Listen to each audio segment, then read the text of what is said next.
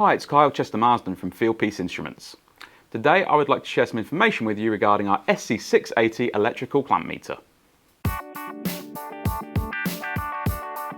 Okay, so did you know that the SC680 has the functionality to take a power measurement? Now, taking a power measurement is crucial to seeing just how efficient the system you're working on is. With the SC680, it couldn't be easier to take the reading. You can simply locate the circuit you want to take a power measurement on and connect the red and black leads to the live and neutral of the system, and then clamp the tool on the live cable you're taking the measurement of. And the power measurement can be viewed right on the large screen of the SC680 meter, or alternatively, you can connect the meter to our JobLink application on a mobile or tablet device and record and log the measurements from up to 300 meters away.